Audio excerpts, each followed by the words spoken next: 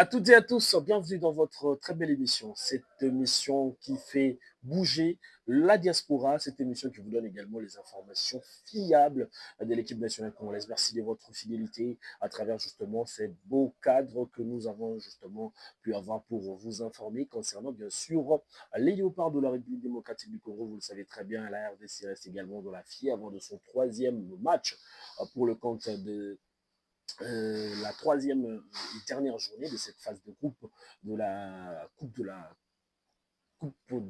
la Coupe d'Afrique des Nations. J'allais parler de la Coupe de la Confédération. Merci beaucoup de votre fidélité. Sinon, merci de vous abonner. Merci de nous envoyer aussi vos messages. Il y a pas mal de gens qui nous écrivent des messages. Hein.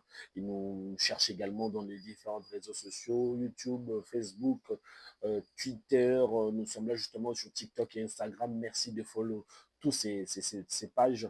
Donc, c'est vraiment très important. C'est nous aider également à grandir cette communauté, à booster également le travail que nous sommes justement en train de faire. En tout cas, merci beaucoup de votre fidélité. On reste infiniment reconnaissant pour le travail que vous faites. Voilà, nous sommes déjà à quelques heures du match contre le Botswana, un match très important pour la République démocratique du Congo. Nous l'avons vu également, certains joueurs ont su également effectuer leur séance d'entraînement.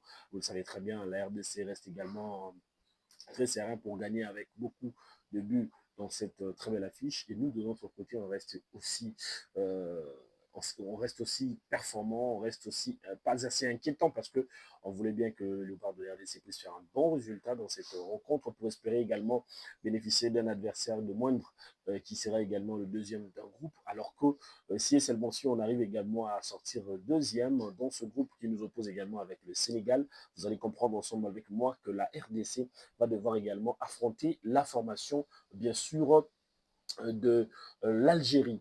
Donc, une fois qu'on gagne l'Algérie et le Maroc gagne dans la rencontre qu'il aura, nous allons rencontrer également l'équipe du Maroc. Donc, les chemins de la RDC, donc tracés par des grosses écuries. Alors, ce qu'il faudrait faire, c'est justement de bien aborder toutes ces rencontres, de bien jouer et surtout d'être soudés. Tous les Congolais doivent être soudés. On doit être, je dirais, soudés. Ouais, on doit être ensemble, on doit travailler euh, avec un esprit patriotique.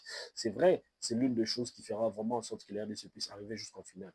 Quand je parlais également de ce parcours de la RDC, ça sent également une équipe qui doit ou qui peut à tout prix se qualifier pour la finale de cette Coupe d'Afrique des Nations. La finale, ça sera également plus de 50 ans que la RDC n'a pas pu encore jouer une finale de la Coupe d'Afrique des Nations. En tout cas, c'est très important dans cette très belle émission, la CAN, de vous parler également des quelques faits marquants de cette Coupe d'Afrique des Nations et des informations qui ont pu également sortir sur les réseaux sociaux concernant nos léopards de la RDC. C'est vrai, il y a eu une conférence de presse, l'entraîneur a évoqué beaucoup de questions dans cette séance assez importante de conférence de presse. Il a évoqué la question également du rotation, l'effectif sera également roté, donc il y aura d'autres joueurs qui vont justement avoir un temps de jeu. On parle également des Polo, on parle des Fayulu, peut-être que l'un d'entre eux sera également titulaire dans ce match, et pourquoi pas aussi parler de ce joueur qui n'ont pas encore joué, à Grand Kibouchéri, Steph Kapadi, qui n'a jamais joué un match officiel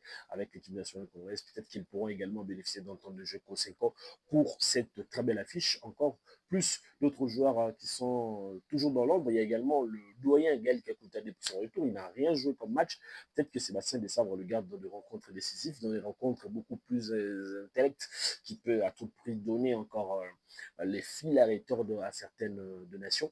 En tout cas, c'est très heureux et je suis très ému de bien vouloir savoir que vous êtes justement là en train de suivre tout ce que nous faisons ici comme étant analyse. On va justement aborder également la question de la on aborde la question de la conférence de presse, mais on reste toujours sur le propos de l'entraîneur. C'est vrai qu'il a parlé de la rotation, il a parlé également aussi de Arthur Mansouakou. Je l'ai dit dans les émissions précédentes que Mansouakou est blessé. Normalement, sa blessure, ça prend une semaine. Quand vous avez une entorse de cheville, c'est une semaine.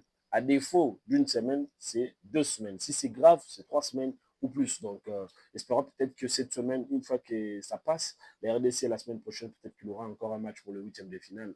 Alors, nous espérons que nous allons justement croquer encore dur avec le joueur Arthur Masuaku, c'est vrai qu'il n'était pas ridicule dans ce match où nous avons joué contre le Sénégal. C'est vrai que le ballon raté qui a permis également au Sénégal de bien vouloir marquer son but. Donc, je crois que c'est une erreur qui arrive à tout le monde. Mais sinon, il y a de ce genre qui arrivent également à dire de n'importe quoi sur le joueur. En tout cas, éviter ça. Parce que c'est pas bien, c'est pas bon. Ça démotive également le jeune joueur. Sachez très bien que nous tous, nous avons toujours cette envie-là de voir la RDC gagner les matchs, de voir la RDC gagner, aller plus de l'avant. Mais c'est vrai que vous devez aussi comprendre que les choses ne peuvent pas aussi se faire de la manière dont nous sommes en train d'espérer. Peut-être autrement, ou bien les choses peuvent se faire encore plus. Donc, nous espérons que les choses vont aller bien, mais du moins, on reste tous derrière l'équipe nationale congolaise. Alors, je vais également évoquer la question de Joris KMB en conférence de presse, qui a évoqué aussi la question de son choix. C'est vrai, son choix de jouer pour la RDC était vraiment un choix assez important. Il y en a plusieurs joueurs qui n'ont pas joué pour la Belgique, ils ont accepté de jouer pour la RDC. Lui également, il en fait partie. Il était aussi venu grâce notamment à Paul José Mpoku. Sinon, il ne faut pas oublier nos zéros dans l'ombre qui ont fait en sorte que la RDC puisse avoir quand même de joueurs aujourd'hui assez percutants, assez performants, qui évoluent en sélection. Donc, c'est très nécessaire. Paul José Mpoku, je ne sais pas s'il est toujours actif. Je crois avoir l'avoir vu également signer dans un club là. Et puis après, il est en train d'étudier aussi avec ses diplômes UEFA pour voir dans la mesure du possible comment il peut également devenir entraîneur ou manager. Donc, il est consultant dans plusieurs chaînes en Belgique. Donc, c'est quelqu'un qui est toujours en activité. C'est vrai qu'il n'est pas trop sur les terrains, mais il est plus en activité avec son académie. Donc, c'est lui qui nous a ramené également le jeune joueur Joris Kaïbé qui avait aussi la possibilité de nous donner Sam Bilekonga, qui est aussi international Diable Rouge de Belgique, donc de la Belgique, pardon. Donc le jeune n'a pas pu également jouer pour la RDC, mais c'est vrai qu'on était vraiment confiant qu'il allait aussi venir comme son frère Paul José beaucoup l'a su également à l'avant. Donc c'est très nécessaire d'avoir joué ce KMB. Il a accepté également de jouer pour la RDC. C'était vraiment un choix fort pour jouer si jeune pour la République démocratique du Congo. Donc, nous, de notre côté, on n'a pas assez de problèmes. On l'accueille également à bras ouverts. On sait qu'il y aura encore d'autres qui vont encore accepter de jouer pour la République démocratique du Congo pour booster encore l'équipe nationale congolaise. Déjà, la délégation a pris la direction ils ont pris la direction justement de Rabat, là où ils sont justement à Casablanca. Ils vont prendre la direction de Rabat pour suivre ce match entre le Botswana et la République démocratique du Congo. Après, il y en a encore d'autres faits. J'ai parlé d'hier qui est de Constant Marie, tout ça. Il y a beaucoup de choses qui sont dites sur les réseaux sociaux sur eux. Alors, il faudrait justement pas trop affirmer. C'est vrai qu'il y a des gens qui ont pu parler de ça, qu'il semble que ces deux personnalités-là sont derrière cette question de la plainte du Nigeria. C'est vrai que c'est une plainte quasiment erronée, quasiment mise de côté, parce que la FIFA ne restera pas s'attarder sur cette plainte en question. Donc, on va justement vous laisser suivre également le départ de nos compatriotes qui ont quitté également Casablanca pour aller du côté, bien sûr, de Rabat. Et puis, nous allons justement retrouver demain, après cette prestigieuse rencontre où nous allons déjà évoquer beaucoup de questions. Il y a également certains joueurs qui ne seront pas là. On va évoquer également les analyses sur ce match peut-être ce soir ou demain matin.